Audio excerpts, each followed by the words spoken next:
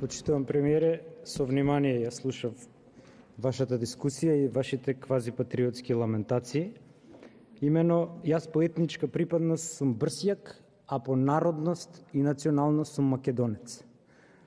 Така што прашавте од што се плашиме од процесот на демакедонизација кој што ќе го спроведете и се плашиме од договорените проценти со ДУИ уште кога ја формирате владата. Имено, цело време се повикувате и така и го прошерцувавте законот со европско знаменце. Никаде, господине Заев, немате попис на диаспора. Никаде во светот, согласно конференцијата на европски статистичари, само жители кои живеат тука една година се попишуваат за да нема двојно попишување. Ваков попис преку Skype од Швицарска со единствени матични броеви има само кај нас. Од тоа се плашиме. Се плашиме од тоа што методологијата не прави разлика помеѓу вкупно население и вкупно попишано население.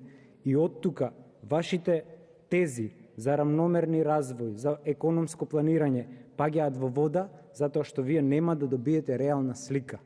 Вие ќе добиете 500 луѓе во едно село, реално, а 3000 попишани. Ете, тоа ќе го добиете и повторно, бидејќи не ви е дефинирано во обичаено место на живење, и повторно ќе не можете економски да го планирате развојот. Никаде не може да се попишувате без лични документи. Кај нас во законот стои соодветни. Какви се тие соодветни? Треба да се дефинира. Никаде во светот друго лице за вас не може да даде лични податоци. Тука се вели податоци за вас може да даде оној на кој му се најмногу познати. Такви општи флоскули кои се неприфатливи номотехнички за еден законски текст. Секаде методологијата е внесена во законот и законски се дефинирани термините, само кај нас му оставивме на апостол да ни дефинира методологија.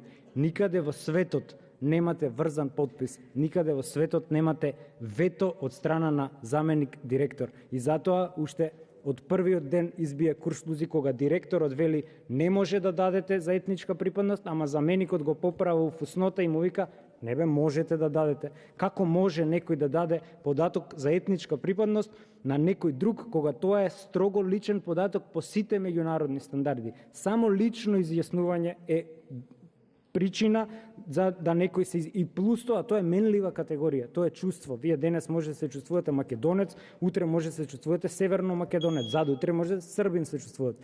Така што овие квази патриотски говори воопшто не ја подобруваат сликата, немам дополнително прашање и не сум задоволен од